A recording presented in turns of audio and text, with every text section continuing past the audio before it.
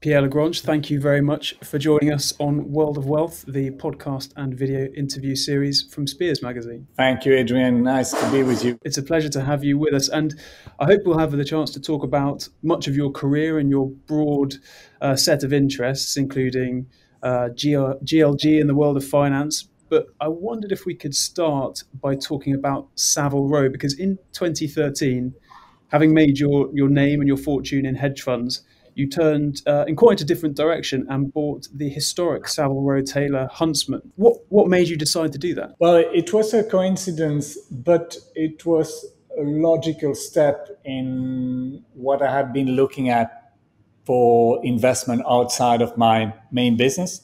I was already doing film production, I had invested in media. I had looked at a fashion business, which actually was Holston, and also at Zaro.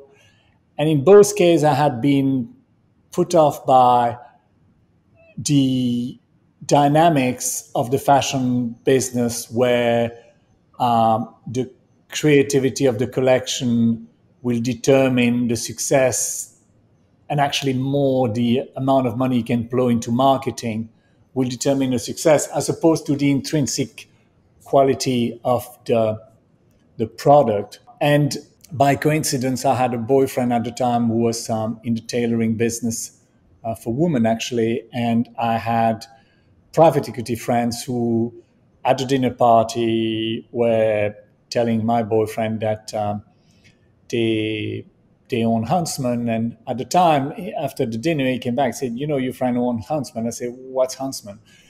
And he looked at me like I was living on another planet. And I say, okay, that looks good. And long story short, from them wanting to develop the ladies' side, decided actually it was better if we were buying the business altogether.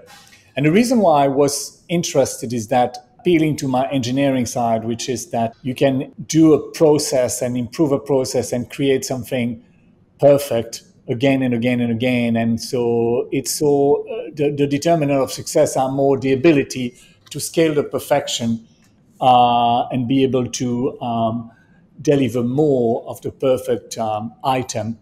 So compete on quality of service. And that's something where I felt there was more repeatability in the process, which actually has been ongoing for 200 years. So that's why I felt more drawn to that than to the traditional fashion business. It sounds like you were looking at it as a business person, a sort of strategist, rather than someone who loves bespoke tailoring necessarily. Well, as I said in an interview at the time, the only thing I had bespoke by then were shooting guns, Harley Davidson, and jewelry. And so I was new to the world of bespoke, and I realized that actually, I think I was like 48 or something like that.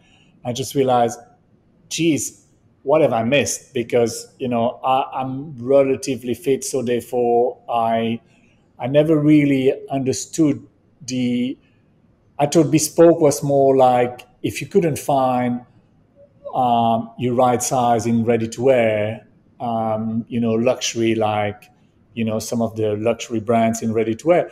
And I discovered that actually bespoke is much more than that. It's the pleasure of having the perfect fit, which you never get in ready to wear, because even though I'm a 50 or 52, depending on how much I eat and train, it's not the same fit. It's not made for you. It's something that you picked up and tweaked it if needed. And so, yes, I discovered the art of bespoke then for tailoring, and discovered that, okay, this is where I can get whatever shape or size in addition to the best fit and cut.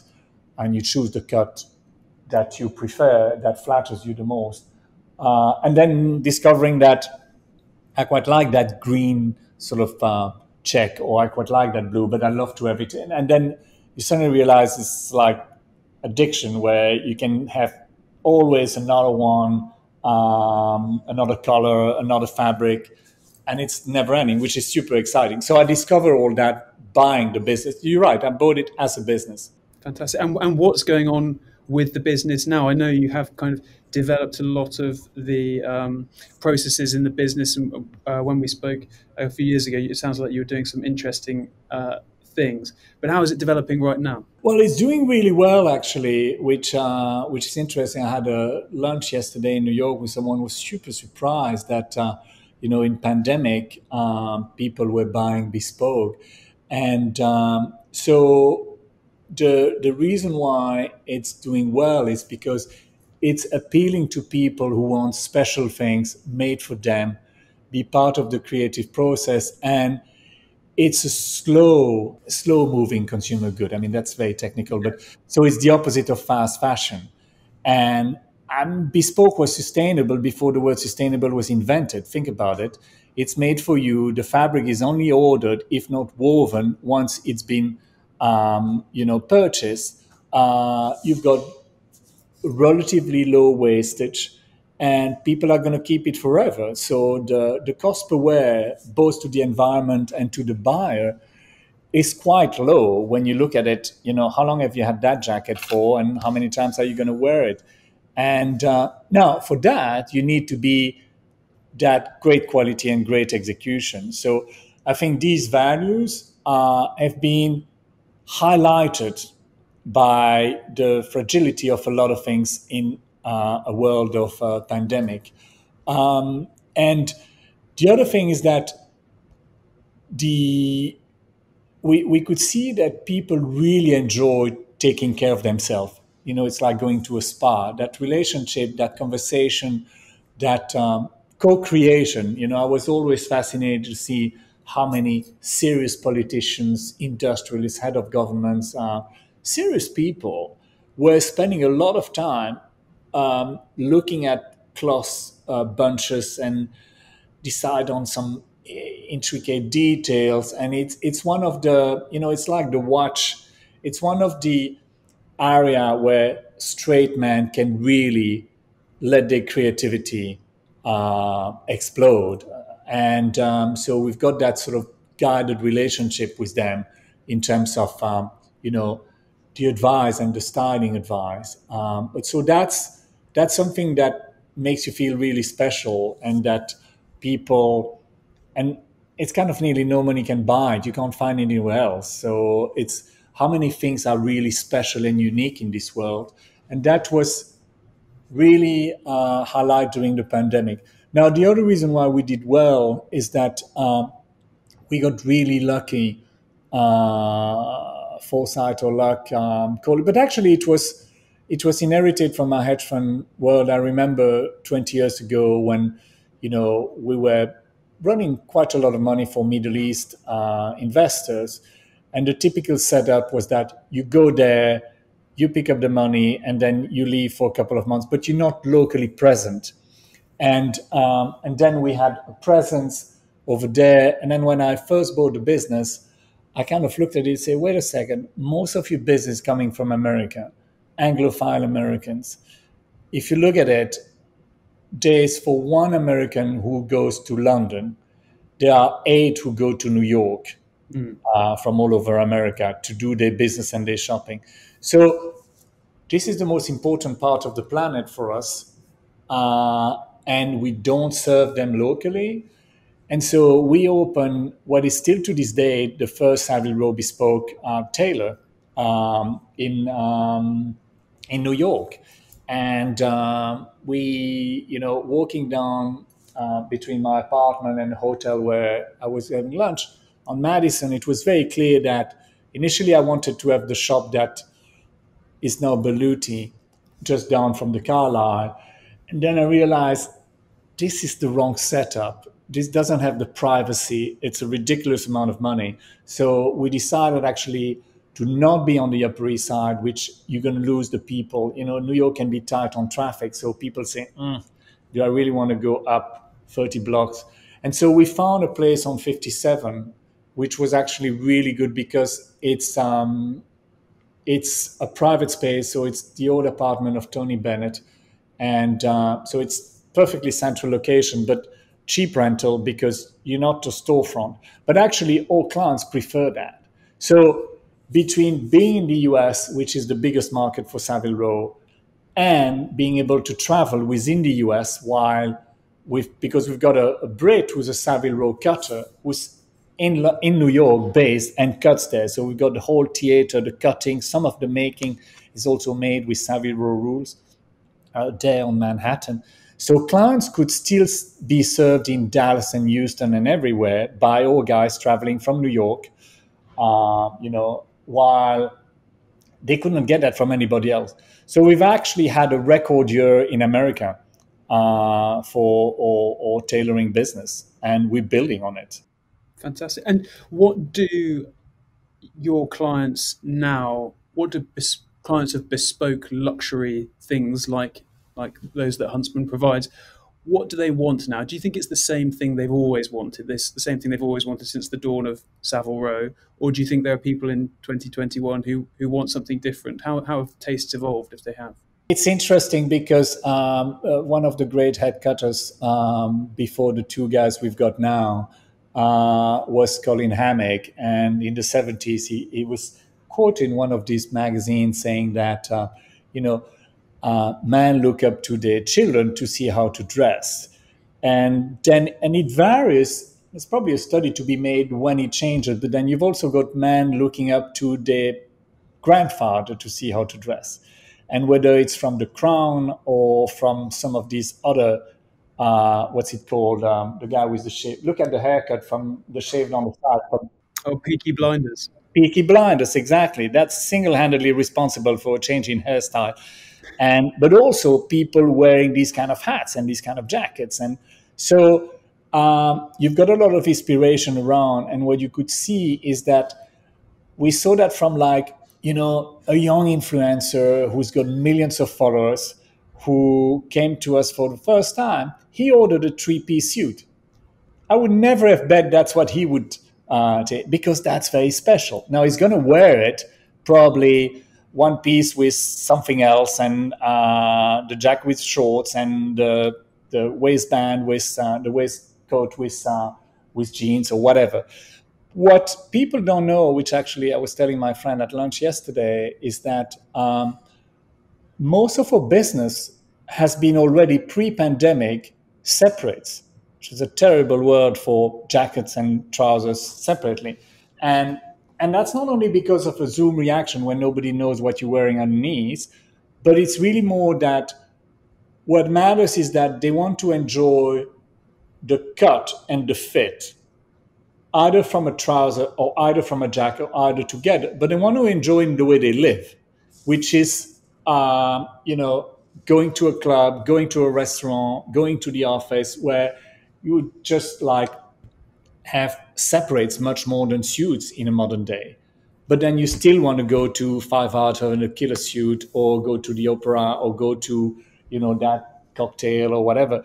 And so it's really a mix between what people want. I suspect my husband always thinks that in post-pandemic, we're going to see a kind of Gatsby moment where people are really want to get dressed to party, and I completely agree, and we can see that already. Make that exceptional. Still make it in a way that I can wear it more than once, so it's not ridiculously flashy. But so the taste is still for quality. The taste is for sustainability. People, you see more and more people say, "How long am I going to be able to use it?" You say, "Well, we just read on somebody's grandfather's coat for their children, so you can wear it as long as you maintain it properly, and it should be decades."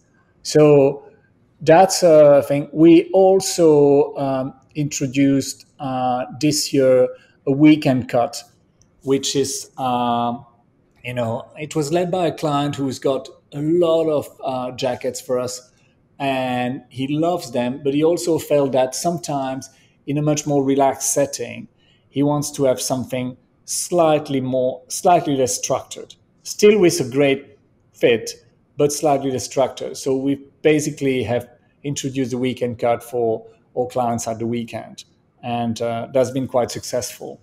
And I mean, one development that we've watched here recently is I should prefix this by saying, thinking about the wider context of the luxury industry, one thing that's happened recently is the Chinese Communist Party's crackdown on luxury goods and the culture around them. Chinese customers are such an important part of the global market for luxury these days. I mean, have you looked at that development closely? Do you think it's going to have far-reaching consequences? No, yes, because whatever the Chinese government wants to happen is happening. So, I'm an investor in educational games, and so which is a good time now. We'll talk about that. But the beauty of it is that you really have to know that it's a Huntsman suit. So it's not like it's got a dragon on the back that you've seen on influence, and therefore you can put a price on it.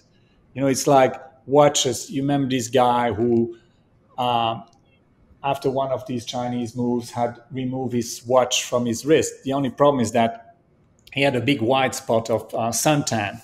And so people found a picture from a couple of months before where there was £100,000 Patek.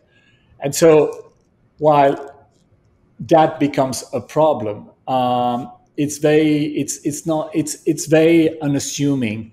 It's not branded. You see what I mean? Now, if you train and you ask, the Nick Folks of this world, or but there's not that many people. They or actually all clients will be able to spot that looks like a Huntsman cut because the guy really looks very elegant.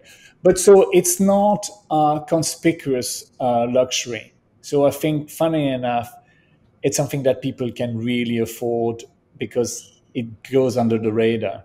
And changing tack slightly now, you founded GLG in 1995 with Noam Godsman and Jonathan Green. It went public in 2007 and at the time was worth $3.3 billion, making it the largest alternative asset manager in Europe. Thinking about that other career that you've had, what made you successful at GLG? I think we were at the right time, at the right place, and probably the right people too, because we had an entrepreneurial drive. And in my case, I've always been more successful at leveraging people around me and putting the right people around me, more like a trainer coach type of than the guy who scores all the goal. And I kind of known that, and therefore I built my career surrounding myself with smart people. That's what I can attribute it. And I think there was also the time where it was early in the development of quantitative strategies. So in my own personal stake, there was a lot of value that you could attribute to stock picking. So one of my kids who's working now in that industry is always sort of quizzing me, say, where's the market going? What do you think? I said, I have no clue. And I never bet money on that because I don't have a macro mind. I don't really have, like, whether it's currencies or markets. But what I can tell you at the time, I would be able to tell you whether Walmart was going to outperform Carrefour, or whether LVMH was going to outperform Lululemon or whatever. But and there was a lot of returns to be captured from the idiosyncrasy of individual companies, and so that's why I was the right person at the right time. Do you think that's no longer the case? I mean, the consensus seems to be that stock picking is a harder game than it used to be. But then again, we see people like Kathy Wood at ARK picking stocks and doing jolly nicely out of it. I mean, what's your assessment of where things are now? I think every generation always thinks it's more difficult than the forebears. So I think that's a kind of psychological trait that we all have. So yes, it's probably more difficult, but I'm not so sure. I think in the case of stock picking, probably is because there's more and more returns that can be explained from correlation to different factors and this sort of thing. But that also means that there's going to be more and more people following the same process. And then therefore, if you are able to take a step back and think differently, I think the rewards, like you said, with Carrie or with other people are just there. You just have to adjust the approach. I think that's what it is. You can't just be like you used to be. this might be a difficult question to answer, but how do you think people can take a different approach? What sorts of things would you be doing if that was still your job to try and get edge and to take a different view?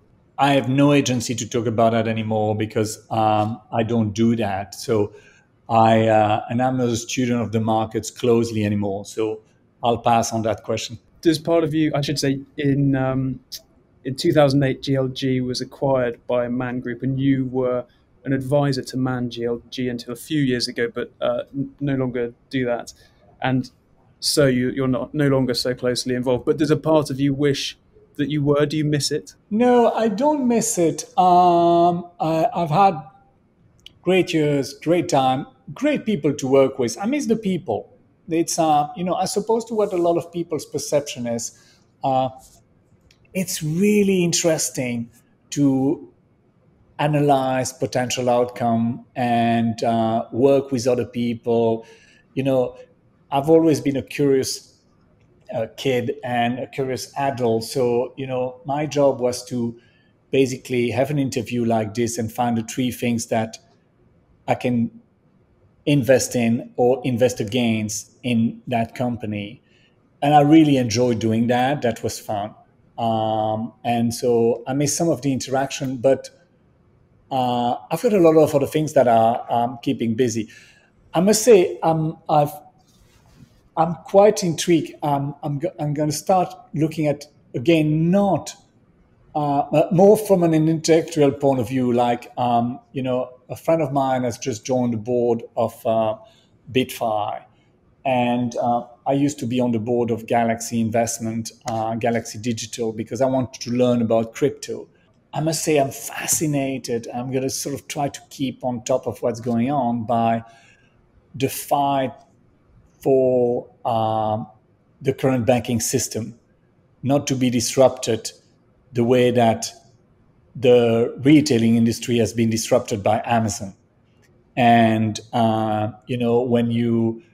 when you're looking at what's going on, where you now can be paid interest rates on cryptocurrencies, which are significant, and that the credit risk is being decentralized to the deposit holder, as opposed to be more on the banking side. But it's a question whether, if we get to a situation where you get to, like the social rating in China, where that depends on your social rating, you can get a credit or not. And if you basically get all of that distributed so that you replace the banking's credit assessment to a certain extent with that peer credit assessment, and then therefore that, well, how much time, if you don't have an accident in the system, will it take for people to say, why do I keep my cash at zero or negative in traditional currencies if I can have my cash at 6 or 7% in crypto? Now, obviously, there's no free lunch. So there's part of it, which is efficiency of not having the banking system cost structure. But also part that there's some hidden risk that nobody fully understands yet. But it's going to be fascinating because the regulator is all over this, because if you push that to the extreme, that means that the interest rates setting is moving away from the central bank who are regulating these traditional currencies. So this is just the beginning of that, but I think it's going to be unbelievably interesting to watch. We've also heard people talk about central banks instituting their own digital currencies, which is partly a reaction to what you've just said, I imagine. But do you see a world in which those central bank digital currencies are very important, or will there be some kind of battle to control which digital currencies people hold, and who will influence that? Well, I think the central bank digital currency is going to be a super important development. And there's actually a study from friends of my husband from Chicago who shared with me something they did 10 years ago already, which is showing that the creation of a central bank digital currency is accretive to GDP in a significant way. And because you get all the wastage of cash economy is moving away, the corruption is also moving away because everything is tracked. So that's really important. I think also it will give, it will give to all the people who are fearful, rightly so, of not really fully understand what the risk they take. If it's a central bank currency, that's going to be a different story. And therefore, but what's difficult in that, and I've seen that in many industries in which I've invested, is that it takes a lot for the established incumbent to disrupt himself. And that's basically what you have to do if you're a central bank and you're going to establish a digital currency. You're basically throwing yourself in the wolf pit. And usually it's the right thing to do, but usually incumbents, they wait until the disruptor has eaten their lunch to basically transform. I think in this case, the issue at risk is so huge that they must be pressured to disrupt themselves much more than that's ever been done before.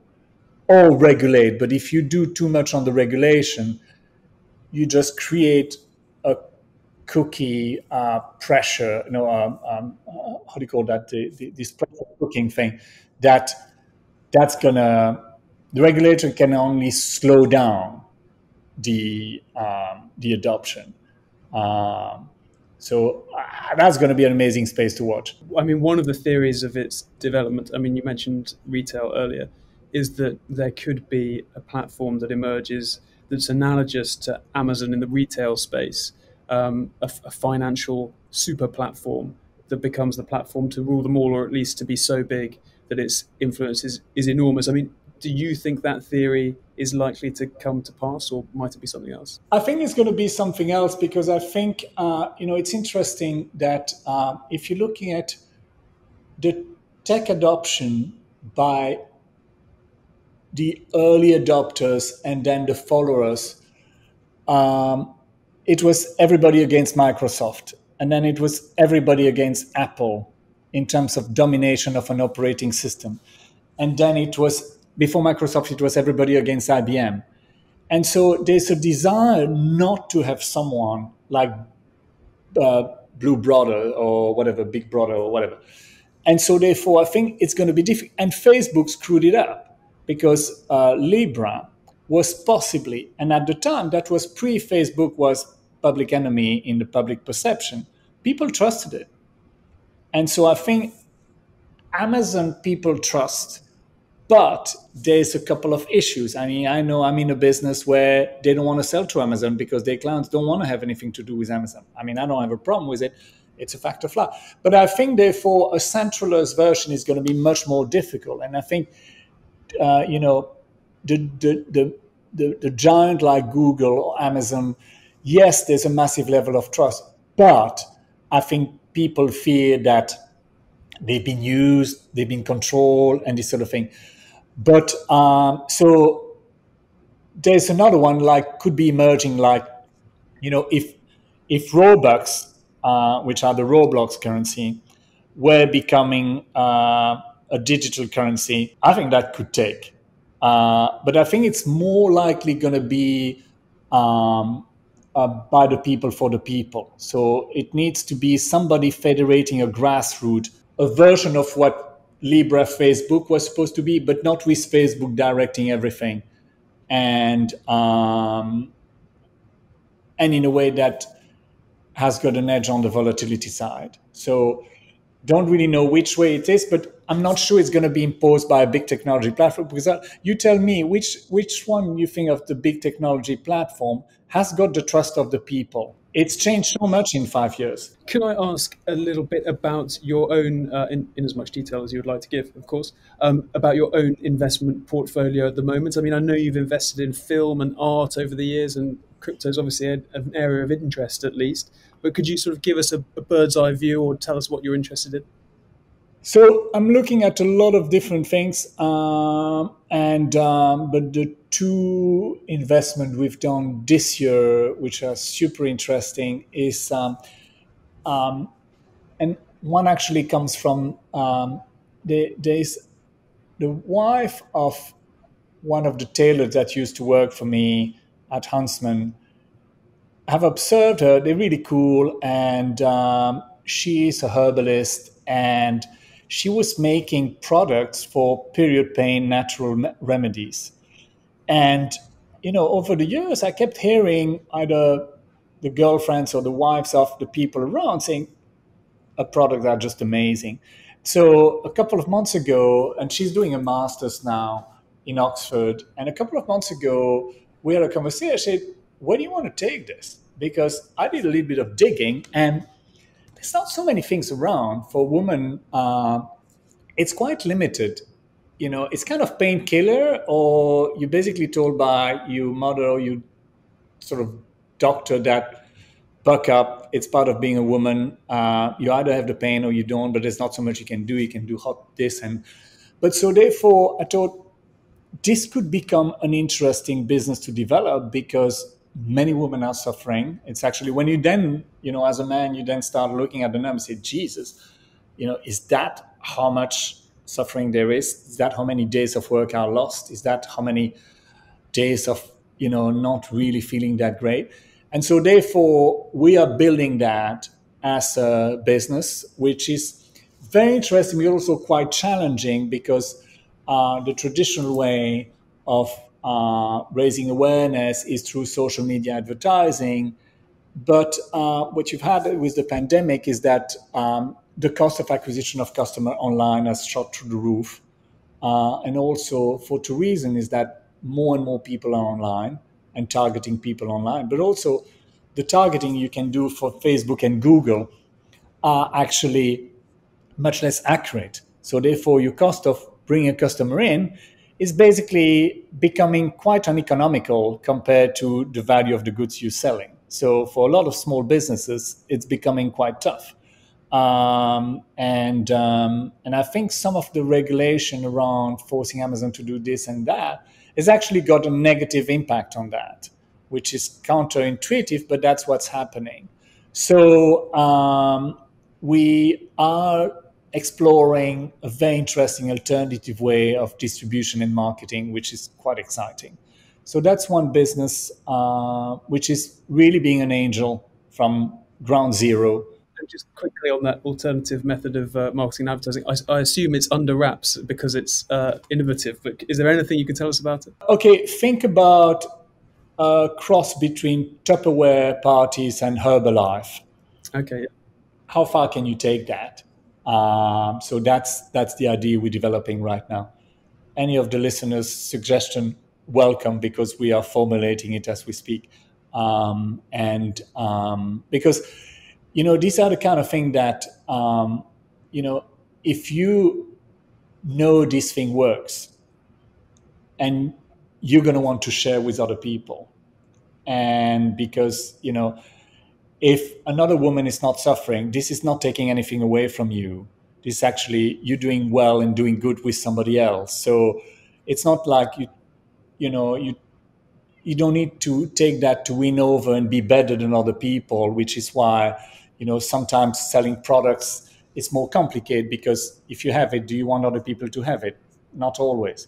So that's kind of building on that concept. So I'm the only man in the whole business, and as a non-executive, but I'm helping thinking about it and also financing the development. The other business which we've bought, it came because during confinement, where my kids are quite old on one hand, so they're from 20 to 30 years old. So they did get affected by confinement, obviously, like everybody else. But they were not like sort of young teens or pre-teens at home getting on Zoom and driving everybody mad, including themselves, by the sheer thing about online education. And then someone was saying, what I really struggle is that I can get him to play and he spends all this time playing, but I can't get him to focus on Zoom. After 10 minutes, they shift. And it's very difficult. You've got all these eyeball tracking and all this sci-fi stuff. But at the end of the day, when the kid is on a screen, it's difficult to keep his attention. And so, long story short, we just thought, wait a second, why don't we completely change the teaching by making the curriculum be a game. The whole idea was that when you are a gamer, and it shows my age because I thought game was for people who have no friends and just don't go out and this sort of thing. I was completely wrong, because actually the gaming activity is actually where people make friends. And like, I remember when I was a kid, your only way to make friends, and I lived in the countryside, so it was a nightmare. You go to the local cafe or the local pub, and that's where you meet other people, and you get a chance to meet somebody who's going to like you, and then these sort of things happen. Then it migrated from the physical to Facebook friends, and you only meet people after you became friends on Facebook, this sort of thing. And so now it's kind of like, okay, well, you make friends by being on your game, and then you share your gaming experience. That's where you spend a lot of your time as a child, and it's pretty cool. And so this is actually really cool. I was completely wrong about my approach to gaming. And then what was interesting is that to watch that if you have a child who's missing on a level in whatever game they're playing, they will go to an amazing length to basically learn how to get to the next level, because their friends have got that cool stuff that you can only get if you got 5-star, because they will go on YouTube to watch how other people are killing the bad guy. They would read the manual. The same child is not going to get to 80% because his friend have got 80% and he's got 60. He's going to be like, it's also got the penalty of failing at an exam is going to be quite dramatic. At worst you lose your year, or no ice cream, or no party, or your parents are upset. It's a drama. So therefore, it was kind of interesting. Positive psychology of failure is only one step towards achieving your goal, which actually was part of the hedge fund world, where it's like you need to analyze your failure because that's how you improve. And then we thought, okay, so if we are using the gaming psychology to basically get kids to learn the curriculum, then that could be great. And I was about being an engineer and interested in math more than anything else, really, from an academic point of view. We were looking at developing a STEM game from scratch. And so we're commissioning a New York university to basically study the feasibility of building a game from scratch. And it was quickly, millions of dollars and a couple of years to basically do that. Then by complete coincidence, we got a call to look at a business that had great intellectual property in literacy, where the books were best-selling on Amazon and still are, and where where they had games in different stage of development, and where unfortunately the pivot to the digital had not been managed with success. And we could isolate the reasons for the non-success were management solutions and cash as well, in terms of putting the right people and putting the right process. It's a very different skill to be good in print and be good in games. So you really need to address with very, very different talent. But anyway, we felt, okay, we bought the business. It's a business called Mrs. Wordsmith that's quite well known in England and in the US to a certain extent. But we bought the business and we basically re-empowered different people, added more people to the game development. But they've now got a literacy game, which is phenomenal. It's being tested as we speak. And where kids are learning words as trophies in this sort of like hobbies, as they call it, is obstacle course all around a place, and it's pretty cool, and they get really interesting stuff. And so the achievement there is that the kids are having fun and playing, and there's very little that's a sequence of teaching. It's a sequence of playing. So you still have a few bits which are a sequence, not teaching, but they're like educational, but it's like a minority percentage of the time that the kid is spending.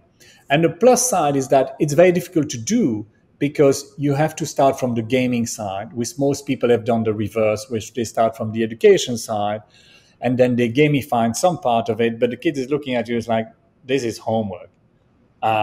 This is not fun. And so therefore the kid doesn't want to play it. So here what we have is that the kid wants to play it because it's fun, and he's progressing. And what I didn't realize that, but what was interesting is that vocabulary is not a defined part of the curriculum. Okay. Which is, and you just think, like, really, are kids not learning that at school? They are learning vocabulary at school, but the vocabulary acquisition is not defined by how many words they need to have and this sort of thing. It's much more defined by how sentient your household is. And the numbers are terrifying that if you're a single father or mother at a low end of the socioeconomic spectrum and doesn't have the time nor the money to basically spend time with your kid reading, and he's left on his own and has just got school exposure, compared to a kid with two parents where somebody's going to read to the kid regularly and he's going to hear conversations and this sort of thing. You have a ratio of like 1 to 6 by the end of by the age of 11, where how many words do you actually master? And when you look at the research, the correlation between vocabulary and reading comprehension is enormous. So if you don't have enough vocabulary, you can't read properly. If you can't read properly, you can't perform at exam and in class and progress. And therefore, the damage at the education level of the inequality is happening because of literacy. It's happening because too much is relied on the out of school activities that people just don't have the time nor the money to do. So that product actually is providing with a great alternative because the kid is going to play and learn.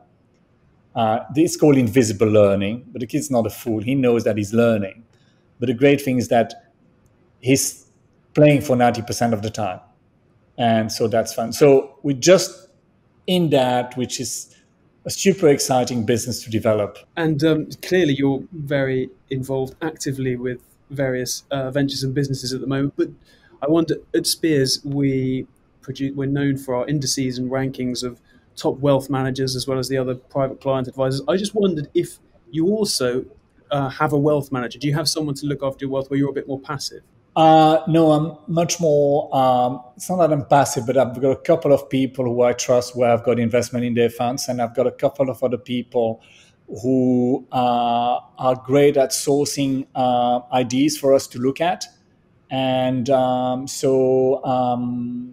I'm not in the traditional sort of having a wealth advisor, so I can't really help answering the Spears questionnaire on that. Yeah. Okay, we'll let you off on that one then. But so what does that look like then? Just a conversation occasionally to talk about what's interesting and what you're looking at? Well, it's kind of each of us is basically say, okay, I'm investing in this, or I've been shown that, I think it's interesting, or most of the time is that I don't really understand the dynamic of that industry, or what do you know about it? And, being nearly 60, you sort of end up knowing somebody who knows something about it somewhere. And then that's, which is back to what I enjoy doing, which is analyzing business and looking at management and people. And so that's what we do. I wondered as well whether you have a family office, perhaps for other kinds of private client service. Do you take other advice formally from other people? No, I've got a couple of banks with whom I work where I can pick good information for whether it's JP Morgan, Citi, Coutts, and CMB in Monaco. So there's always somebody that can help for some of the private family office type of stuff there. I think I'm right in saying that before GLG, you worked in the private client business of Goldman Sachs. And I just wondered whether you, looking back to those days, if I've got my facts correct, I wondered if you think that the private client world and that kind of experience of wealth management services and so on has developed a lot in the intervening period. Yes, definitely. If you look at it, one of my peers from Goldman Sachs there, a guy called David Deckman, has built an amazing business called Summit in New York, which is basically expanded to it's the recreation of a traditional private banking model where you basically take care of all the needs of a family. So yes, there's been an evolution. And today, what do you think people operating in that space, people who are providing bespoke services to high net worth individuals, ultra high net worth individuals, what do they need to do in order to get it right? I suppose you do this in a way at Huntsman, but it's slightly different. It's completely different. There's nothing financial about it.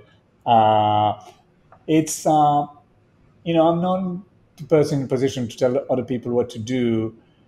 I would only remark that what I see the successful business being able to do is that it's not finding in that field, it's not finding clients for what you do, but it's finding what to do for what the clients need. And so be able to either federate the right people to advise, or either have the internal resource, but be able to have as much as possible an overall solution so people can really rely on one trusted group for most of their need, as opposed to have to go in a different place, which is exhausting. Yeah, one last question, if I may. Sort of looking back at your life and career, you've done all sorts of things. I mean, we've mentioned a few of them in this conversation, from hedge funds to Savile Row to art to film to these new online learning platforms and so on, or gamified platforms. Is there something you haven't done yet that you really want to do? Not that I can think now. We'll see. There's still plenty of things, and my interest, what I do now is not what I was doing 5 years ago, and what I'll do in 5 years is going to be probably completely different. So fantastic. Well, maybe we'll ask you back on the show, and you can tell us what it is when it comes. Okay. You too, Pierre. Thank you so much.